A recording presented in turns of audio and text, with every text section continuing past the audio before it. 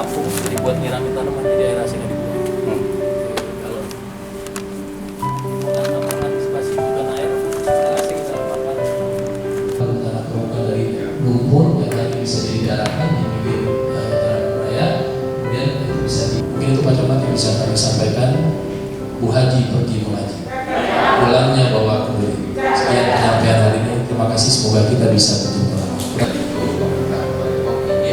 Warga masyarakat Kota Depok untuk berdaya dari berbagai macam seginya, ya, berdaya dalam pendidikan, berdaya dalam kesehatan, berdaya dalam perekonomian. Ya, mudah-mudahan dengan program-program ini nanti hasilnya bisa dirasakan oleh masyarakat.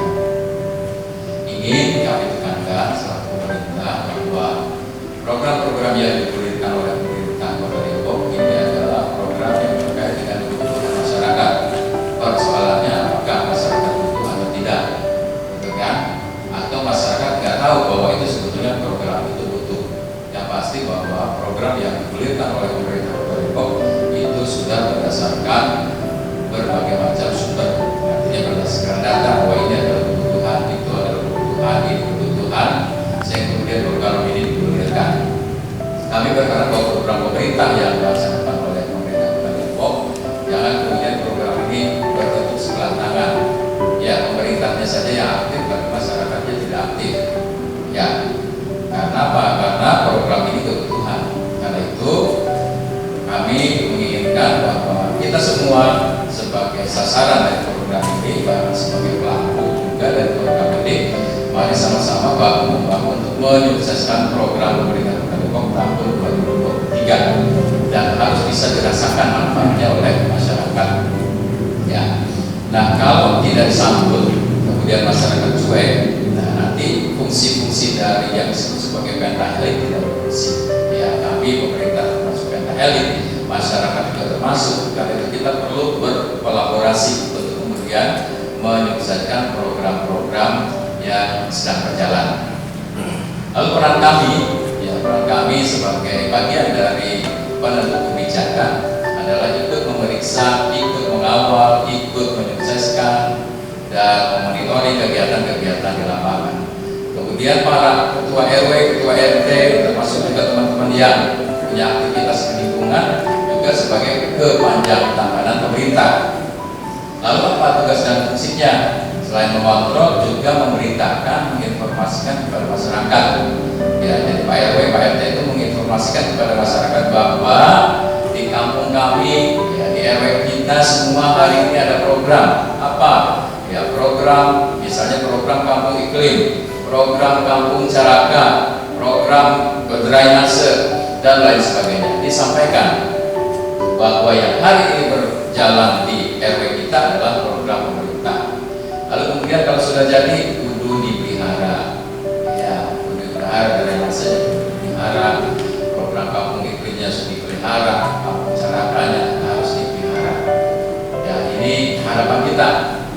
Ya, lagi kemudian Pak RT sama Pak RW-nya dikasih insentif, ada laporannya tuh Pak sama Pak Lurah, Pak, kemarin saya kontrol kegiatan pembangunan drainase, hasilnya seperti ini Pak. Yang baik ataupun yang tidak baik dilaporkan, sehingga kemudian kita punya data, ya, baru ya, ibu juga begitu. Nah, kemudian hari ini kita melaksanakan program kampung iklim. Sedianya program kampung iklim sudah berlaku sejak tahun 2012, kalau tidak salah saya baca begitu ya. Sejak tahun 2012 itu merupakan bentuk penghargaan atau kelanjutan dari apa? Dari kegiatan-kegiatan mitigasi dan adaptasi terhadap perubahan cuaca yang terjadi di kita. Ya, hari ini saja atau kemarin-kemarin sebelum hujan lumayan cuaca kita ya lumayan tinggi, bahkan disebut sebagai tingkat yang paling tinggi dari sebelum-sebelumnya. Kemudian begitu turun hujan sekarang sudah turun menjadi 40-an kalau nggak salah ya, 42%, 3%. Ini dalam situasi yang baik. Ya, kalau begitu kita harus turun hujan terus ya supaya cuacanya bagus. Cuma akibatnya nanti banjir. Iya. Nah, kemudian kita apa pelibatan bahwa program kampung iklim ini adalah partisipasi masyarakat dalam menciptakan perubahan-perubahan cuaca yang terus terjadi. Ya, kita kan dulu bilang begitu bahwa di Indonesia itu terjadi dua iklim, iklim kemarau, musim kemarau dan musim hujan. Kalau sekarang susah diprediksi. Kenapa susah diprediksi turunnya? Ya, kadang-kadang di musim kemarau terus hujan. Kemudian waktunya musim panas, musim hujan malah kemarau.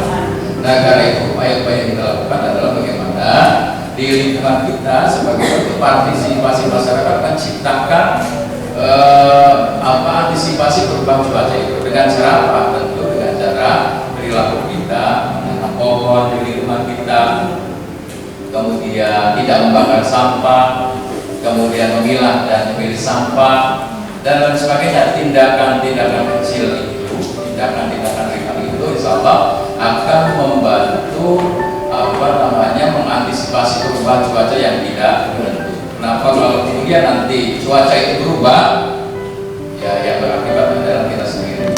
Ya, kemudian tidak buang sampah di selokan, tidak buang sampah di setu, Pak RW. Ya, nanti mencemari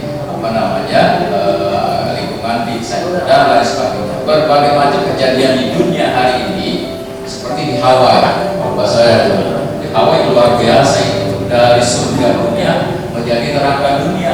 Kenapa? Karena tidak pernah mengantisipasi tentang, ada antisipasi mungkin kurang maksimal. Kita di Indonesia yang disebut sebagai runtuhan surga, ya apalagi di kampus ini masih boleh dibilang masih hijau, ya ini perlu kita pelihara. Ya, mudah-mudahan wilayah kita khususnya di RW 3 ini, karena ini menjadi salah satu titik program kampung iklim, paling tidak ada yang bakar sampah, tidak ada membuang sampah sembarangan, kemudian menanam tanaman yang diperlukan untuk mengantisipasi perubahan cuaca. Lebih-lebih kemudian RW 03 dikeluarkan sebagai kampung caraka. Nah, kampung caraka, kampung cerdas ramah keluarga. Saya ingin sampaikan ada 4 hal paling tidak yang akan dilaksanakan di program kampung iklim. Pertama, terkait dengan program pendidikan, khususnya pendidikan anak usia dini atau PAUD. Ya, karena nanti PAUD-nya akan diintervensi dengan berbagai macam pelatihan-pelatihan, termasuk juga bantuan terkait dengan peralatan permainan. Kalau tidak salah di programnya. Yang kedua, soal kesehatan. Di sana juga harus ada kampung berkualitas. Kemudian ada pendataan terkait dengan stunting, terkait dengan polio. Kemudian data juga anak-anak yang putus sekolah, anak usia 0 sampai 6 tahun, apakah sudah memasuki PAUD semua atau tidak, terdata dengan baik. Ya. Kemudian yang berikutnya soal peduli lingkungan, ya ada Proklim, kemudian juga ada P2R, ada RPL. Yang ketiga adalah program perekonomian terkait dengan UMKM. Jadi ibu sekalian dan bapak sekalian, itu program yang akan menjadi perhatian yang menjadi fokus kita. Kalau saya pikir ini pemerintah Kota Depok ingin mewujudkan sebuah visinya, yaitu visi Kota Depok yang maju, berbudaya dan sejahtera. Nanti adanya di situ tuh, nampak di kampung caraka, di kampung iklim. Ya, nanti nampak di situ.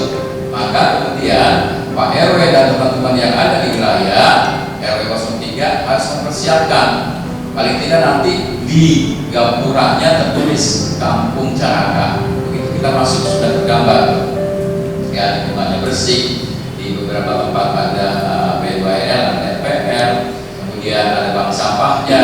Kemudian begitu kita masuk ke pos PAUD-nya juga luar biasa. Begitu kita lihat datanya lengkap, bahwa di RW 03 itu ada sekian anak yang sudah PAUD sekian, yang belum sekian. Kemudian juga ada data anak yang putus sekolah dan lain sebagainya. Ini menggambarkan bahwa akan hadir di RW 03 visi Kota Depok yang maju, berbudaya dan sejahtera. Dengan membaca Bismillahirrahmanirrahim, maka kegiatan pemberdayaan masyarakat di Kelurahan Cilangkap terkait dengan pembentukan kelompok program kampung iklim di RW 03 saya nyatakan dibuka. Kali ini saya ada di Kelurahan Cilangkap, tepatnya di hari Senin tanggal 28 Agustus 2023 dalam kegiatan pemberdayaan masyarakat pembentukan kampung program Iklim atau Kampung Pro Iklim ya, yang mudah-mudahan kegiatan ini berjalan lancar. Dan tentu program Kampung Iklim yang memang sudah digulirkan sejak tahun 2012, ini adalah upaya kita untuk menciptakan iklim yang bagus, terutama untuk mengantisipasi perubahan-perubahan iklim yang terus terjadi. Nah, seperti hari ini saja, alhamdulillah turun hujan sehingga kemudian cuaca kita hari ini cukup bagus di Kota Depok dari hari-hari sebelumnya. Karena itu kepada masyarakat, khususnya masyarakat RW 03 Kelurahan Cilangkap, mari sama-sama kita berupaya untuk mengantisipasi perubahan iklim yang terus terjadi, khususnya di Kota Depok. Pada hari ini RW 03 kita berikan branding untuk nantinya bisa menjadi Kampung Caraka, cerdas ramah keluarga melalui berbagai program. Salah satunya yang kita akan mulai adalah Kampung Pro Iklim, menyikapi perubahan iklim yang terjadi khususnya di ibu kota dan Jabodetabek. Hari ini semalam kita hujan, tapi Bapak dan Ibu, hujan itu bukanlah hujan sungguhan. Jadi itu adalah hujan buatan atau hujan modifikasi. Karena untuk mengantisipasi perubahan iklim yang terlalu ekstrim, makanya dari BMKG, kemudian dari BRIN, kemudian dari TNI Angkatan Udara kemarin menebar garam sehingga semalam bisa hujan dengan biaya yang cukup tinggi. Tapi hujan itu mungkin akan lama berlanjutnya karena itu adalah modifikasi semalam. Nah, salah satu kaitan dengan kami karena Kampung Iklim ini ada di pinggir setu atau pingset, harapannya setu itu nanti bisa terpelihara, setu itu bisa menjadi domainnya menjadi wisata murah di Cilangkap di kemudian hari. Ya, alhamdulillah apa yang sudah dicanangkan, artinya wilayah RW 03 ini sudah dipercaya oleh Kelurahan Cilangkap dan oleh Pak Kecamatan Tapos menjadi Kampung Caraka atau Kampung ini. Mudah-mudahan kita bisa menjaganya atau bisa membenahinya, khususnya di wilayah RW 03 ini. Mudah-mudahan RW 03 ini menjadi RW yang menjadi contoh bagi RW yang lain.